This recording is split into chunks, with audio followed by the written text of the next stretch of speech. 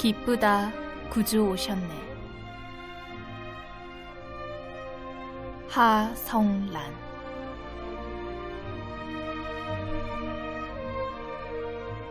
우리의 결혼에는 아무런 문제가 없어 보였다.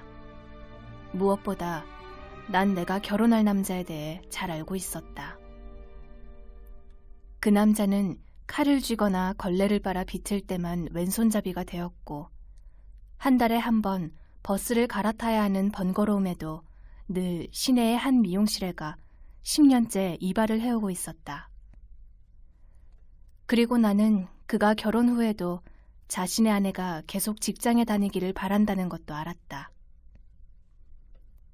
3년 정도 연애를 한 연인이라면 누구나 그 정도쯤은 알고 있을 거라고 친구들은 말한다.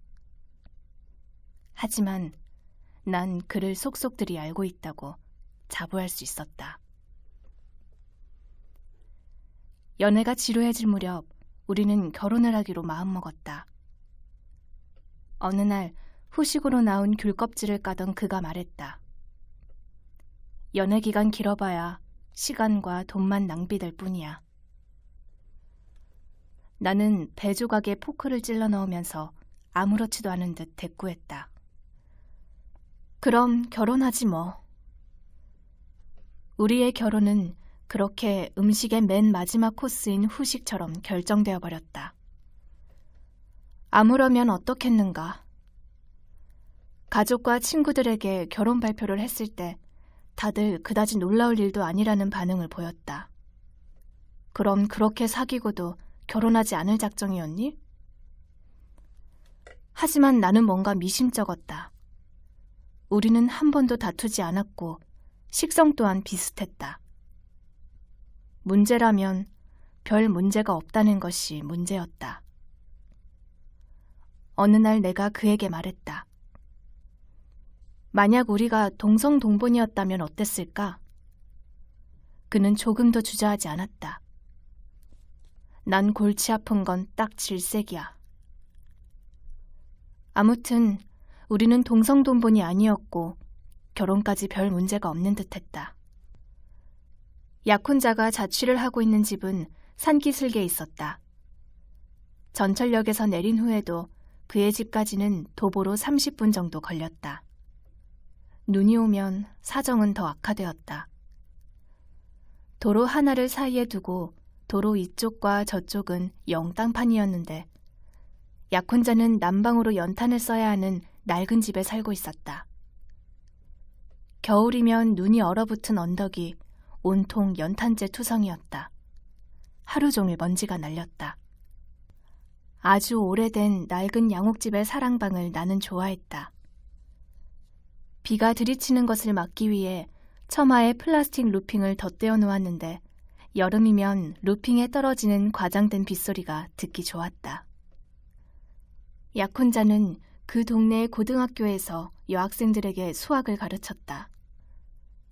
그날 저녁에도 케이크와 포도주 한 병을 사들고 그 언덕길을 올라갔다. 결혼 전 마지막으로 맞는 약혼자의 생일을 축하해주기 위해서였다. 30도 각도의 언덕을 오르내리는 동안 내 종아리에는 알이 뱄다. 젊은 남자들의 웃음소리는 골목 어귀까지 들려왔다. 대문은 열려 있었고 대문 맞은편의 약혼자 방에는 불이 들어와 있었다. 툇마루 아래에 세 켤레의 구두가 흩어진 채 놓여 있었다. 약혼자는 아직 돌아오지 않았고 그의 생일을 축하하러 온 듯한 그의 친구들이 세면의 벽에 비스듬히 기댄 채 누워있다가 낯선 방문객을 맞았다. 한 번도 만난 적이 없는 남자들이었다. 조도 낮은 형광등 아래 그들의 얼굴은 고단해 보였다. 구겨지고 때 묻은 와이셔츠가 그들의 바빴던 하루를 말해주고 있었다. 무심코 내 얼굴을 쳐다보던 한 남자의 얼굴이 두부가 엉기듯 경직되었다. 방문을 열긴 했지만 약혼자가 없는 방으로 들어가야 할지 말지로 좀 고민했다. 그들 중 누군가가 일어서면서 자리를 내주었다. 어쩔 수 없이 방으로 들어서면서 나는 내 구두를 그들의 구두와 멀찍이 떨어진 곳에 놓아두었다. 그들은 재밌는 이야기에 열중하고 있었던 것 같았지만 내가 들어서자 잠깐 침묵했다. 여자들끼리만 주고받을 수 있는 은밀한 이야기가 있듯 남자들 또한 그럴 거였다. 잠시 후 누군가가 주식 이야기를 꺼냈지만 대화가 이어지진 않았다. 일행 중에 한 남자가 내게 물었다. 무슨 일을 하십니까? 사무원이에요. 사무원이 하는 일이야 뻔하죠. 그 남자는 다 알겠다는 듯 고개를 천천히 끄덕였다. 내가 되물었다. 무슨 일을 하시나요? 외과입니다. 외과 의사가 하는 일이야 뻔하죠. 남자가 내 말을 그대로 흉내냈다. 그 말에 나는 살짝 웃고 말았다. 웃을 줄도 아는군요. 치열이 고릅니다. 그 말에 나는 다시 입을 다물었다. 좀 짓궂은 사람이구나 싶었다. 그리고 생전 처음 보는 남자의 말에 웃는다는 것은 나답지 않은 일이었다. 그 남자는 다시 2명의 남자에게 무언가 낮은 목소리로 속삭였다. 대화로 보아 그들은 무척 친한 사이 같았다. 그들이 서로를 부르는 호칭에는 친밀함이 담겨 있었다. 약혼자가 마당을 가로질러 오는 발걸음 소리가 났다. 나는 발걸음 소리만으로도 대번에 그라는 것을 알 수 있었다. 놀랄 일도 아니었다. 그 또한 내가 쓰는 샴푸의 향을 기억하고 있으니까. 무릎걸음으로 방문까지 다가가 문을 열었다.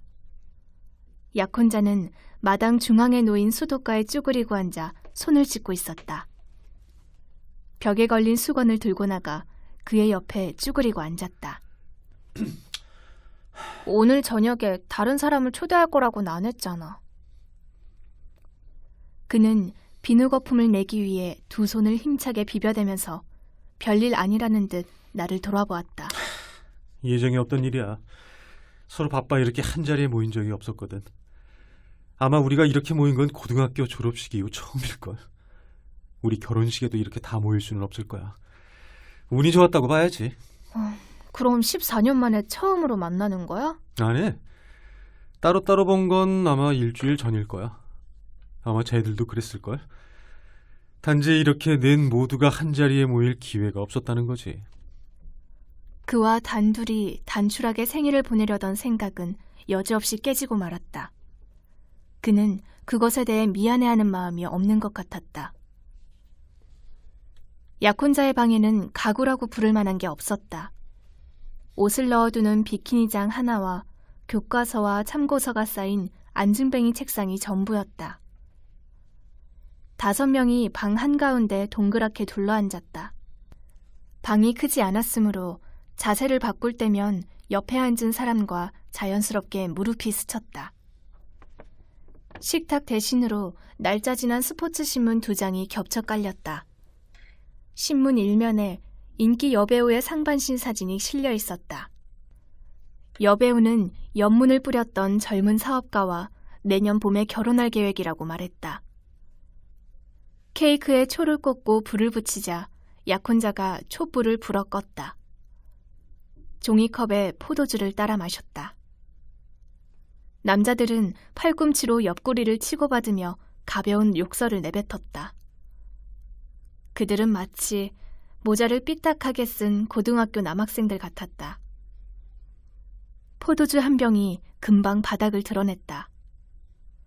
외과 의사가 자신의 가방에서 비닐봉지를 꺼내놓았다. 값비싼 꼬냑이었다. 붉은 포도주물이 밴 종이컵에 꼬냑을 나눠 마셨다. 술잔이 오가는 동안 나는 내 오른쪽에 앉아있던 남자의 신상에 대해서도 알 수 있었다. 그는 은행 대리였고 아직 미혼이었다.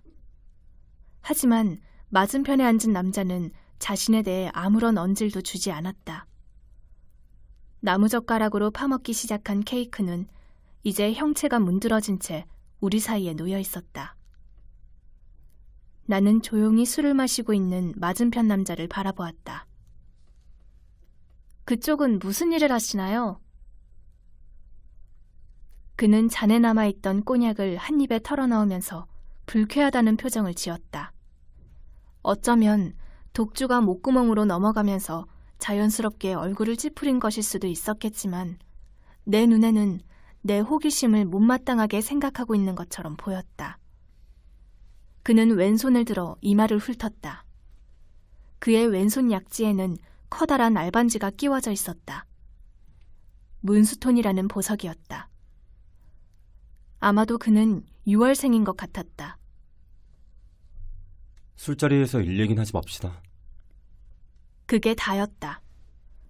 세 사람이 웃고 떠드는 동안에도 그 남자는 말을 아꼈다. 화장실에 가느라 사람들이 일어서면서 자연스럽게 자리가 바뀌었다. 이제 내 오른쪽에는 외과 의사가 앉아 있었다. 그는 유머가 많은 사람이었다. 이미 알고 있는 이야기도 그가 하면 웃지 않고는 못 배겼다. 나는 자주 웃었다. 외과 의사가 이가 고르다라는 말을 또 했을 땐 외과의가 아니라 치과의가 아니냐고 농담을 받아내기도 했다. 술 기운 때문인지 낯선 남자들과 무릎이 닿아도 화들짝 놀라면서 자세를 고치지는 않았다. 말수 적은 남자가 화장실에 간 사이 나는 맞은편에 앉은 약혼자에게 뭐 하는 사람이냐고 물어보았다. 약혼자가 입을 열었지만 외과의사가 말을 끊고 나섰다. 무슨 기관에 있습니다. 기분 나쁘셨다면 제가 대신 사과드리겠습니다. 저 자식이 하는 일은 친부모도 모른답니다. 그러니 그런 줄 알아야지 별수 있겠습니까? 꼬냑이 떨어지자 가게에 다녀오겠다며 은행원이 일어섰다. 그가 일어서자 바지 주머니에 들어있던 동전들이 자그르르 소리를 냈다. 앉아있던 친구들이 웃었다. 벌써 취기가 올랐는지 그의 걸음걸이는 조금 비틀거렸다. 그가 걸음을 떼어놓으면서 종이잔을 건드렸다. 잔이 넘어지면서 잔에 남아있던 술이 신문지를 적셨다. 여배우의 이마에 커다란 흑색 반점이 생겼다. 여배우의 이마 위로 뒷면에 실린 머릿기사가 비쳐나왔다. 코리안 시리즈 역전 만루 홈런에 대한 기사였다. 외과의사와 약혼자는 만루 홈런에 대해 이야기를 나누었다. 은행원이 마당을 가로지르면서 수도가에 놓인 세숫대야를 건드린 모양이었다. 쇳소리가 요란했다. 하지만 누구 하나 그를 따라 나서는 사람은 없었다. 잠시 후 은행원은 술병이 가득 든 비닐봉지를 양손에 들고 돌아왔다. 그가 걸을 때마다 불룩한 주머니에 든 동전들이 부딪히는 소리가 났다. 밤 11시 무렵 우리는 모두 취해 있었다. 술에 취한 나는 종이잔을 들고 벽으로 물러나 기대에 앉아 있었다. 포도주에서 꼬냑으로 다시 맥주로 옮기는 동안 종이잔은 녹록해져 있었다. 그 계집엔 어떻게 됐을까? 은행원이 혀 꼬부라진 소리로 혼잣말을 했다. 외과의사가 벼랑간 크게 웃음을 터뜨렸다. 나는 내 약혼자의 안면 근육이 파르르 떨리는 것을 놓치지 않았다. 기관에 있다는 말수 적은 남자가 은행원이 들고 있는 종이잔에 맥주를 가득 따랐다. 식은 맥주는 거품이 많이 일었다. 은행원은 맥주를 흘리지 않기 위해 허겁지겁 술잔으로 입을 가져갔다.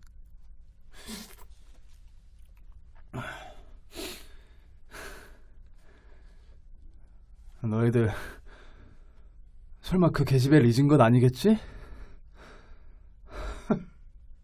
단숨에 잔을 비운 은행원이 다시 한숨을 내뱉었다. 은행원의 개슴츠레한 눈이 내 얼굴에 꽂혔다. 약혼자가 은행원을 향해 눈을 홉떴다. 집어쳐 임마. 술 취했어? 취하고 싶다. 얼마나 마셔야 취하는 거야? 얼마나 취해야 모든 걸 잊을 수 있냐? 약혼자의 손이 우악스럽게 은행원의 넥타이를 거머쥐었다.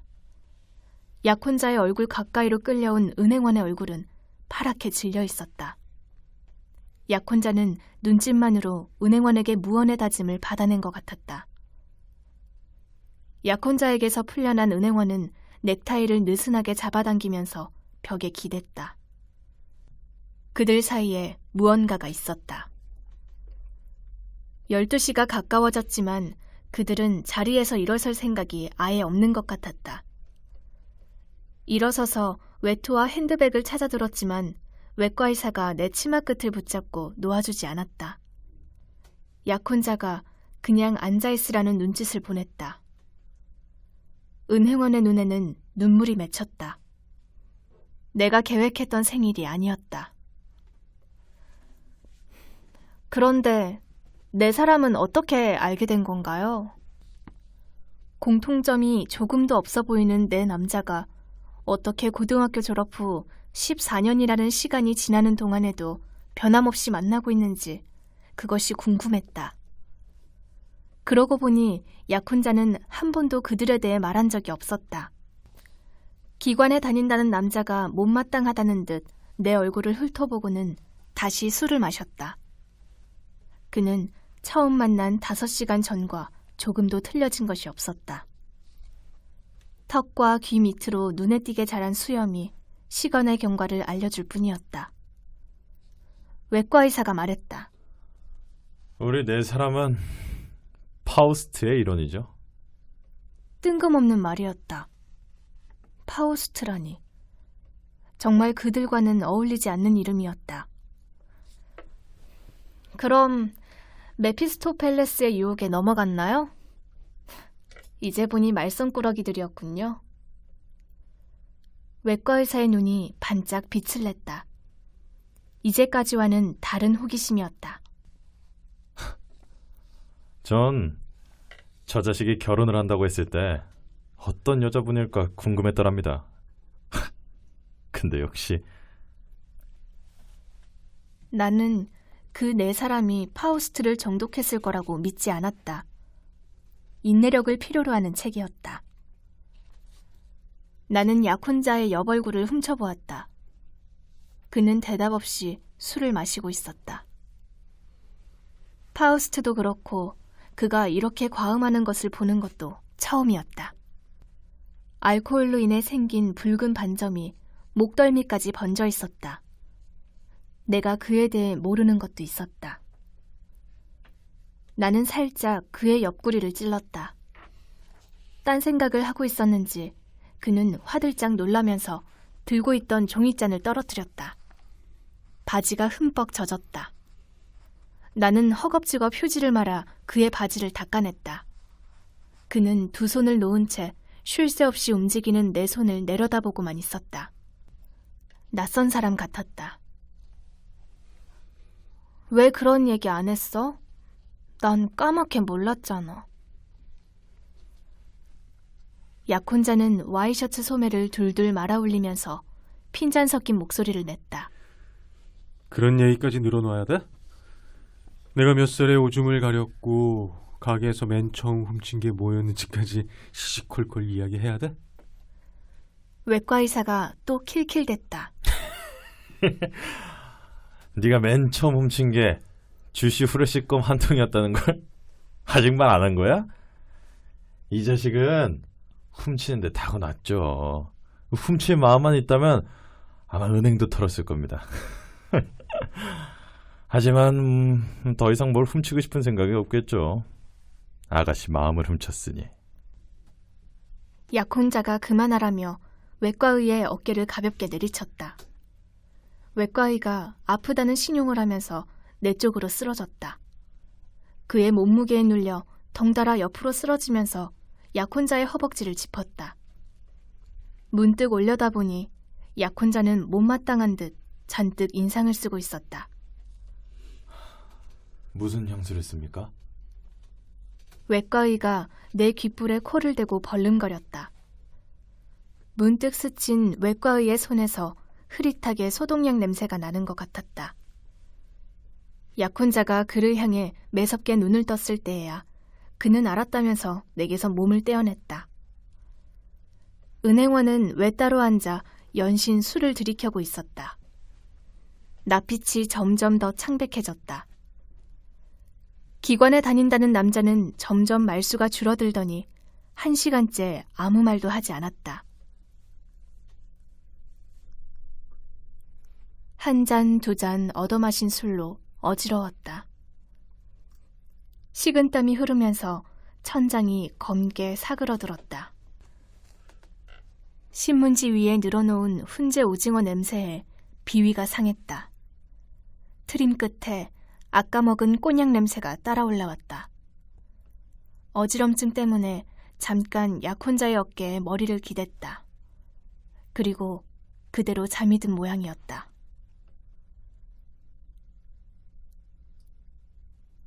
은행원이 흐느끼고 있었다.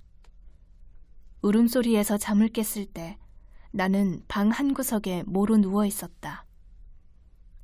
약혼자가 내 머리를 베개로 고여준 모양이었다. 등 뒤로 남자들의 낮은 목소리가 들려왔다. 난 아직도 그 애 꿈을 꾼다고. 그 애가 떨어진 시멘트 바닥에 다른 아이가 떨어져 있는 거야. 자세히 가보면 바로 나야. 내 머리통이 수박처럼 쫙 갈라져 있고 분홍색 내수가 시멘트 바닥에 흩어져 있지. 그만두지 못해? 벌써 15년 전 이야기야. 지금쯤이면 그 애의 뼈도 썩어 흙이 되었을 거라고. 약혼자의 목소리였다. 나는 여전히 잠든 척 누워 있었다. 돌아눕고 싶었지만 그럴 수 없었다. 어떤 여자애가 추락사했고 그 추락사의 배후에는 4명의 남자가 있었다. 15년 전이라면 그들이 고등학교 2학년 때였을 것이다. 외과의가 딸꾹질을 하듯 웃어댔다. 은행원이 그의 얼굴에 뭔가를 던진 모양이었다. 바닥에 가벼운 물건이 퉁기는 소리가 났다.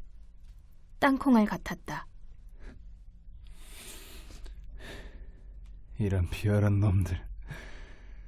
그러고도 너희가 사람이야? 아무 일 없었던 듯 두 발 뻗고 깊은 잠을 잤단 말이지? 너흰 짐승이야, 짐승. 은행원은 계속 창알거렸다. 외과의사가 메스처럼 날카롭게 쏘아붙였다. 야, 웃기지 마. 기억하지 못하는 모양인데 그 짐승들 틈에 끼지 못해서 안 달랐던 게 누구였지? 그걸 잊은 거야? 어? 외과의사가 은행원이 아닌 다른 남자에게 말했다. 저 자식은 끼워주는 게 아니었어. 내가 그랬지? 저 자식은 안 된다고. 개집애처럼 질질 짜는 것 좀 봐. 끝까지 말썽이야. 함량 미달이라고. 기관에 다니는 남자가 오랜만에 입을 열었다. 그는 이 모든 것에 지루함을 느끼고 있는 것 같았다. 그는 불필요한 말은 생략하는 버릇이 있었다. 자는 거 맞아? 나를 두고 하는 말이었다. 약혼자가 살그머니 다가와 내 얼굴을 들여다보았다. 나는 눈을 감고 고르고 깊은 숨을 내쉬었다. 눈을 감고 있었지만 약혼자의 손바닥이 내 얼굴 위에서 왔다 갔다 하는 것을 느낄 수 있었다. 내가 자고 있다고 믿은 약혼자가 제자리로 돌아갔다. 기관에 다닌다는 남자가 낮지만 힘이 실린 목소리로 말했다. 지금 와서 모든 걸 망칠 수는 없어. 그 계집엔 제 발로 우리를 따라왔고 제 발로 떨어진 거야. 15층 아파트 옥상에서 떨어진 건 그의 선택이었어. 꼭 등을 떠밀어야 밀친 거야? 그앤 너무 술을 많이 마셨어. 그리고 그 일이 없었다면 우리가 그 아이 그 지경으로 몰고 간 거야. 우리 살인마. 누군가 은행원의 배를 냅다 내질렀다. 은행원이 벽에 머리를 부딪히면서 나동그라졌다. 한쪽에 세워둔 병들이 와르르 쓰러졌다. 은행원이 다시 입을 열었다. 우린 파우스트가 아니야.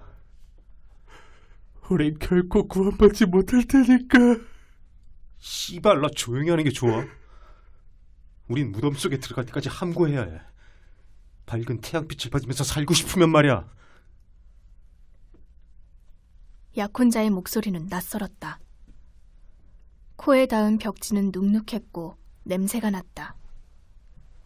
낮은 목소리들이 잠을 부추겼다. 정신이 혼미했고 나는 잠이 들었다 깨는 것을 반복하고 있었다. 선잠에서 깰 때마다 여러 가지 장면이 보였다. 방 한 구석에 몰린 은행원이 남은 세 사람에게 주먹 세례를 받고 있었다. 내 남자가 나란히 벽에 기대앉아 담배를 피우고도 있었다. 그리고 마지막으로 본 것은 아무 일도 없었다는 듯 네 사람이 술을 마시고 있는 거였다. 그들 중에 누군가가 화장실에 갈 때마다 찬바람이 이마에 와닿았다.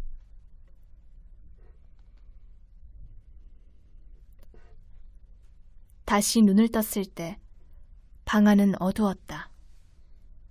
방 안에서는 채 빠지지 않은 오징어포와 담배 냄새가 남아있었다. 내 곁에 누군가 바싹 붙어 누워 있었다. 어두웠지만 약혼자라는 것을 알 수 있었다. 술 냄새가 섞여 있었지만 그의 옷에서 나는 냄새는 내게 익숙했다. 술 기운 속에서 나는 다른 세 사람은 어떻게 되었을까 생각해 보았다. 그들은 모두 택시를 잡아타고 집으로 돌아갔을 거였다. 깜깜한 어둠 속에서 나는 누군가 내 엉덩이를 더듬는 것을 느꼈다. 팔을 들어올릴 기운조차 남아있지 않았다. 자꾸 잠이 쏟아졌다. 손은 엉덩이를 거쳐 허벅지로 내려왔다. 약혼자의 손이라는 것을 알 수 있었다. 세 사람은 모두 집으로 돌아간 게 확실했다. 커튼이 쳐진 어두운 방 안에서는 아무것도 알 수 없었다. 이번에는 후끈한 입김이 내 목덜미에 느껴졌다. 술 냄새와 군내가 났다. 뜨거운 입술이 목덜미에 와닿았다. 나는 가까스로 몸을 돌려 두 손으로 얼굴 윤곽을 더듬었다. 얼굴을 잡은 내 두 손도 보이지 않았다. 어떻게 이렇게 어두울 수가 있을까? 나는 주정처럼 너무 어둡다는 말을 되풀이했다. 그러고는 어둠 속에 입술을 갖다 대었다. 밤새 두통에 시달리다 잠에서 깼을 때 방은 텅 비어 있었다. 방 한쪽 구석에 어젯밤 마신 술병들이 어지럽게 놓여 있었다. 허겁지겁 일어나 머리를 다시 묶고 옷차림을 살폈다. 블라우스와 치마에 잔뜩 주름이 잡혀 있었다. 엉덩이가 무언가 베겼다. 일어나 보니 그곳에 동전 2개가 떨어져 있었다. 100원짜리와 10원짜리였다. 스포츠 신문의 여배우 사진 위에는 고추장과 음식 찌꺼기가 튄 채 말라붙어 있었고 술에 젖었다 마른 종이는 볼품없이 울었다. 방문이 열리고 세수를 하고 들어오던 약혼자와 눈이 마주쳤다. 세상에, 이 많은 걸 어젯밤 다 마신 거야? 일어나라. 집까지 데려다 줄게. 그 사람들은? 네가 잠들자마자 집에 갔어. 눈치는 있는 애들이니까. 약혼자는 거짓말을 하고 있었다. 하지만 어쩌면 그의 말대로 그들은 내가 잠들자마자 집으로 돌아갔는지도 모른다. 지난밤에 나는 너무 많은 술을 마셨다. 빨리 집으로 돌아가 뜨거운 물을 받은 욕조에 몸을 담그고 싶었다. 툇마루 아래의 내 구두는 어젯밤 화장실을 오가던 남자들이 밟았는지 구두등이 눌리고 발자국이 또렷하게 나 있었다. 뜨거운 물은 피로를 풀어주었다. 살같이 벌겋게 변할 때까지 욕조에 앉아 있었다. 비누질을 하다 우연히 가슴에 난 상처를 발견했다. 무언가 날카로운 것에 긁힌 것 같았다. 간밤에 밤고양이 한 마리가 방에 숨어들었을까? 문득 기관에 다닌다는 사내가 끼고 있던 문스톤 반지가 생각났지만 고개를 세차게 저었다. 나답지 않은 생각이었다. 비누가 닿을 때마다 상처가 시큰거렸다. 생리가 끊겼을 때 나는 약혼자와 보냈던 밤을 떠올렸다. 우리는 내년 3월쯤에 결혼식을 올릴 예정이었다. 결혼 전의 임신은 예정이 없는 일이었다. 우리가 결혼한다는 사실에는 변함이 없었기 때문에 임신에 대해 고민할 필요는 없었다. 계획이라는 것은 언제든 변경될 수 있었다. 나는 결혼 후에도 당분간 맞벌이를 할 작정이었다. 하지만 배가 불러오면 직장에 다닐 수 없었다. 사장실 비서 자리를 노리는 여직원들은 숱했다.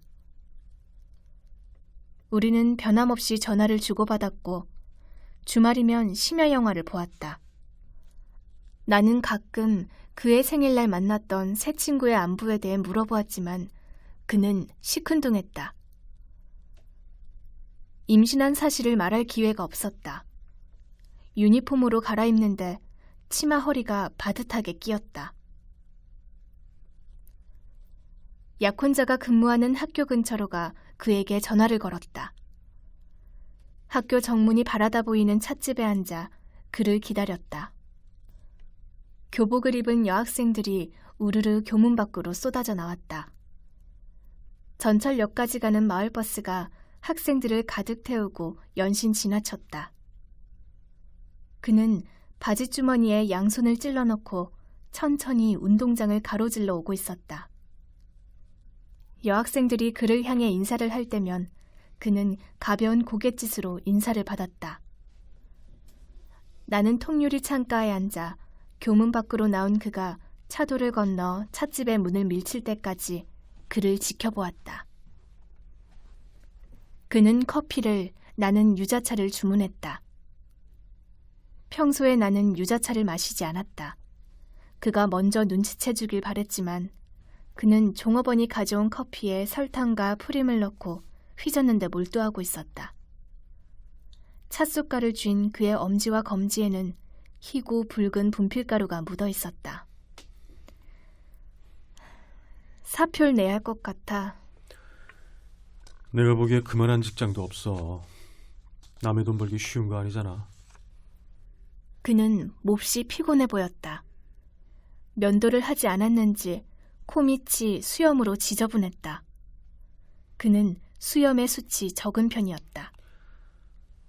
우리 반 애가 가출을 했어. 오전 내내 수업도 빼먹고 그 일 찾아다녔어. 이따 밤이 되면 또 가봐야 할 거야. 진짜. 텔레비전에서 봤어. 그런 애들 가는 데 있잖아. 이름을 잊어버렸네. 날도 추운데 든든하게 입고 돌아다녀.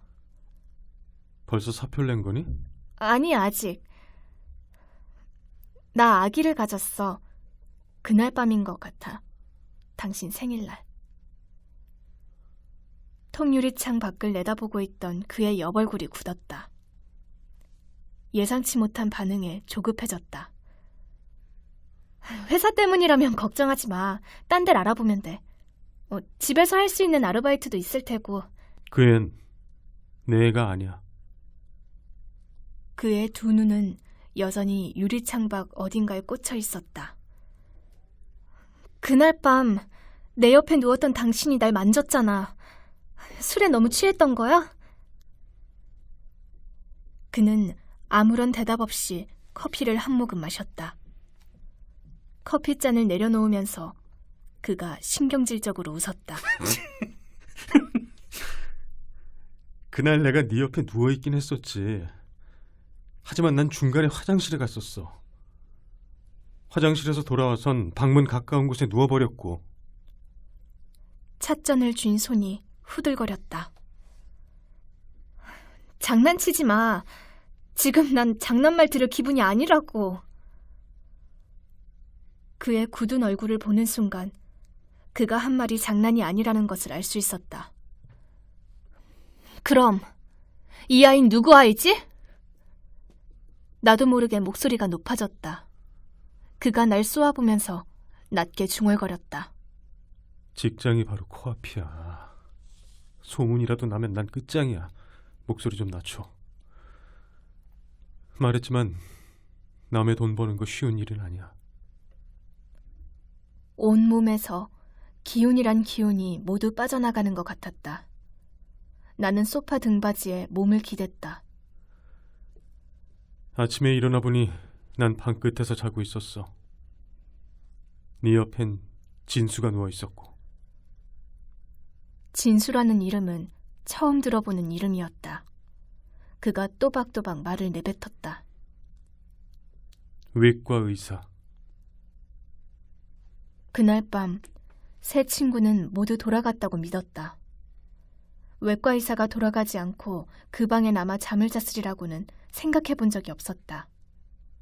하지만 어둠 속에서 나는 분명히 약혼자의 최치를 맡았다. 앞설자에 눌린 것처럼 혀를 움직일 수가 없었다. 나는 떠듬거렸다. 난 해픈 여자가 아니야. 다시 정리해줄까? 맨 처음에 분명히 난 네 옆에 누웠어. 하지만 화장실에 다녀왔지. 너무 취해서 내 자리를 찾을 수가 없었어. 그게 끝이야. 난 널 만지지 않았어. 진수가 내 옆에 잔 건 다른 애들도 봤어. 다른 애들이라니. 그럼 그 방에 남아있던 것은 세 친구 모두였단 말인가? 돌려 말하지 마. 딴 여자가 생긴 거야? 다른 남자와 놀아난 건 너야. 내가 보는 앞에서도 넌 그 애와 낄낄거렸어. 그 애가 몸을 기대와도 그냥 웃고만 있었어. 멍청한 계집애. 네가 임신한 사실을 말하지 않았더라면 난 아무것도 모르고 너와 결혼했겠지. 그럼 난 완전히 놀잇감이 되었을 거야. 찻집에서 나왔을 때 나와 그는 더 이상 결혼할 사이가 아니었다. 우리는 버스 정류장에서 헤어졌다. 그가 주춤거리더니 말했다. 마지막으로 충고 하나 할까? 그 아이는 낳지 않는 게 좋아. 나는 독이 오른 뱀처럼 머리를 꼿꼿이 쳐들었다. 그는 3년 동안 내가 알아온 그 남자가 아니었다. 그건 당신이 상관할 바 아니야. 너희 우정이 얼마나 대단한지 몰라도 난 그와 직접 이야기해야겠어.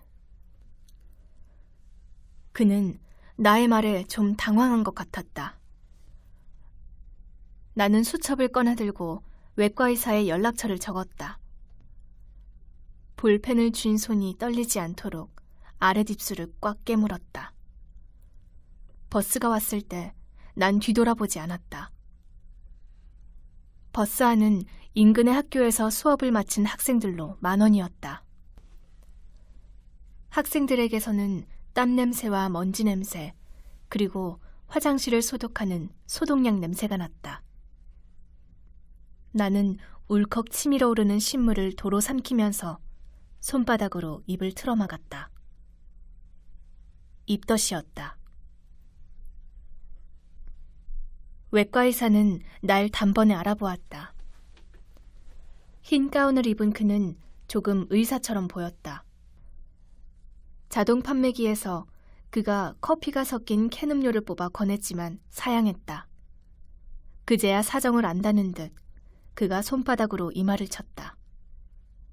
그는 벌써 내 약혼자였던 사람에게 귀띔을 받은 모양이었다. 돌려 말하기 싫어요. 당신인가요? 그는 대답 대신 소리 죽여 웃었다. 그와 나는 환자와 의사들로 북적대는 병원 로비를 벗어나 밖으로 나왔다. 12월의 한기가 겉옷을 파고들었다. 그가 담배를 꺼내 물었다.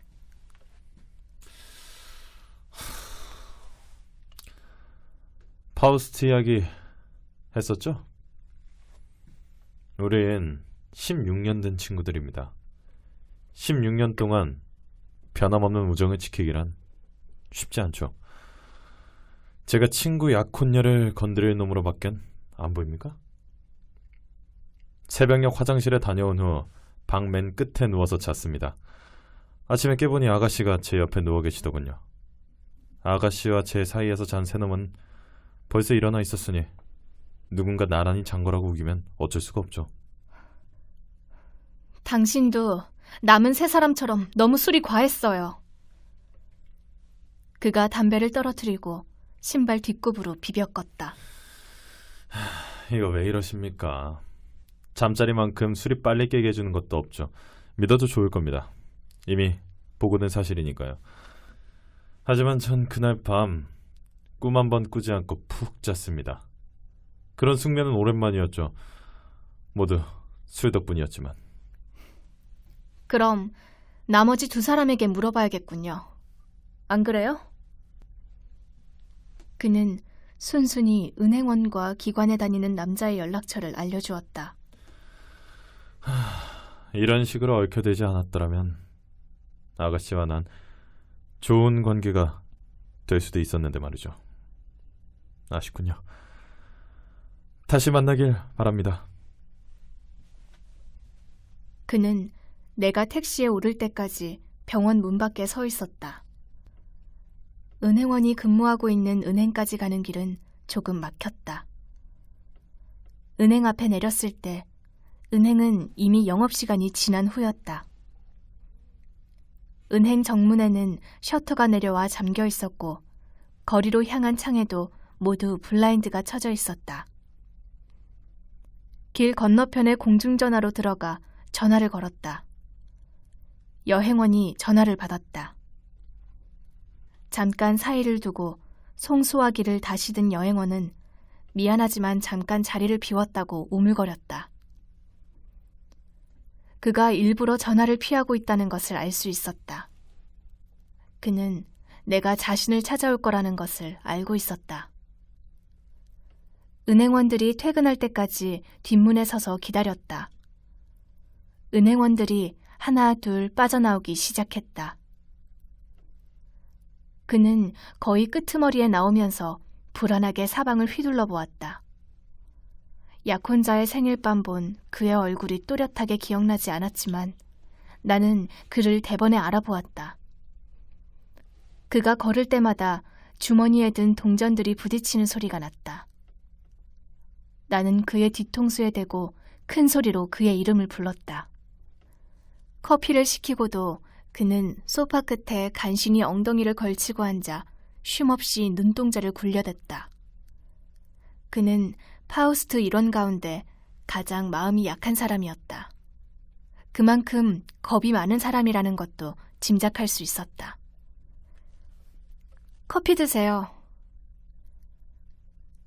그는 커피잔에 손잡이를 들어올렸지만 손이 떨려 커피가 잔 밖으로 조금 흘렀다. 그는 두 손으로 커피잔을 움켜쥐었다. 그에게는 내 엉덩이를 더듬을 만한 용기가 없어 보였다. 누가 우격다짐으로 시켰다면 어쩔 수 없이 내키지 않은 일을 했을 수도 있었다. 그는 갈증이 났는지 커피 한 잔을 단숨에 들이켰다. 그는 측은해 보였다. 15층에서 떨어진 여자애는 어떻게 되었어요? 담배를 꺼내 물던 그가 손에 쥔 라이터를 떨어뜨렸다. 라이터는 내 구두에 부딪혀 탁자 옆으로 튕겼다. 라이터를 주워 불을 붙여주었다. 그가 조급하게 담배를 빨아댔다. 왜 그렇게 불안해하세요? 내가 누굴 닮았나요? 그가 말을 더듬었다. 무슨 말씀이신지? 날 처음 봤을 때 기겁하듯 놀라는 걸 봤어요. 그리고 그날 밤 너무 많은 이야기를 들었죠. 그건 이 일과 아무런 관련이 없습니다. 전 그날 새벽에 화장실에 가려고 일어났었어요. 화장실에서 나머지 이야긴 듣지 않아도 알 수 있었다. 앞서 만난 2명의 남자도 똑같은 말을 했다. 화장실에서 돌아와선 방 맨 끝에 그냥 쓰러져 잤을 거예요. 너무 술이 취해 있었으니까요. 그럼 기관에 다닌다는 그 친구를 만나야겠군요. 은행원의 얼굴은 퍼렇게 질려 있었다. 보이지 않는 손이 그의 목을 올가매고 있었다. 그가 참았던 숨을 토해냈다.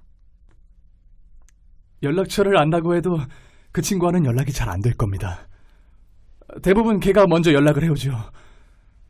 그 애가 하는 일의 특수성 때문에. 나는 그를 두고 먼저 일어섰다. 그가 날 올려다보더니 어렵게 말을 꺼냈다. 그날 밤 들었던 이야기인 새 친구에게 말하지 마세요. 무슨 말인지 알 겁니다. 찻집의 문을 나서기 전에 뒤를 돌아보니 그는 탁자에 얼굴을 묻고 엎드려 있었다. 불을 붙여놓고 재떨이에 걸쳐놓은 생담배가 저 혼자 타들어가고 있었다. 기관에 다닌다는 남자에게 몇 번 전화를 걸었지만 연락이 되지 않았다. 밤 11시쯤 다시 전화를 걸었다.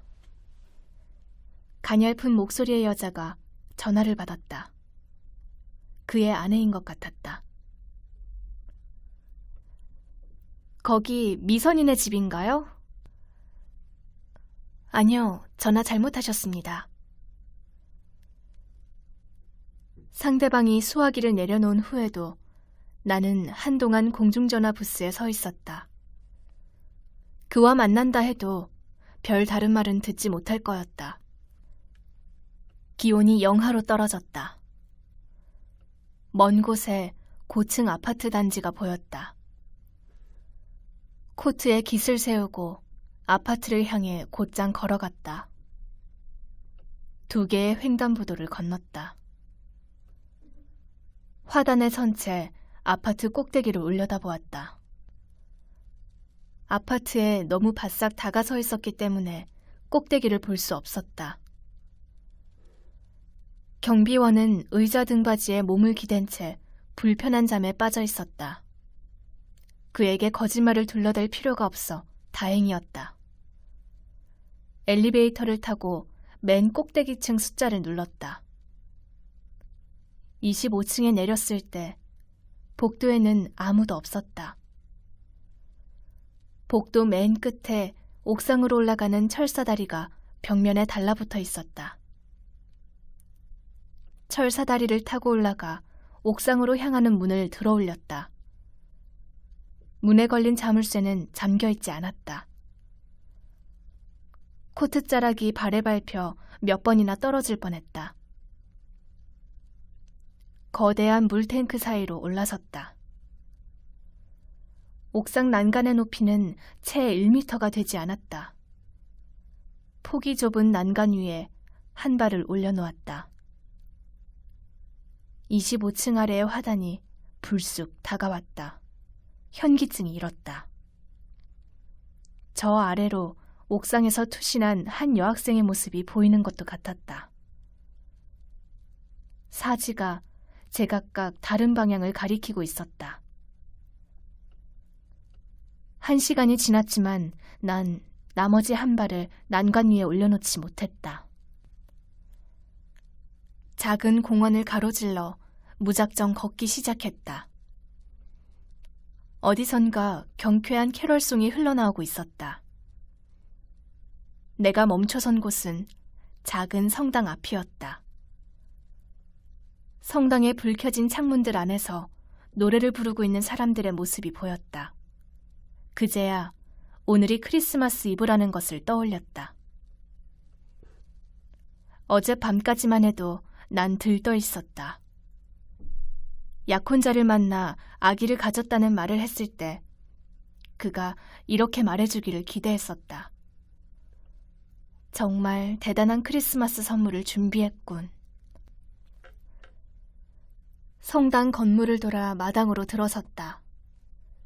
본당으로 들어가는 계단 옆에 성모 마리아 상이 서 있었다. 뜻밖의 임신으로 당황했을 사람이 나 말고도 여기 또 있었다. 그날 밤 나는 너무 취해 있었다. 난 아직도 내 엉덩이를 더듬던 약혼자의 손길을 기억하고 있었다. 입에 와닿는 약혼자의 입술은 나에게 익숙했다. 하지만 그 다음부터는 확실하게 기억할 수 있는 것이 없었다. 나는 너무 졸렸다. 정신은 혼미했고 방 안은 너무 어두웠다. 10월 밤의 기온은 너무 낮았다.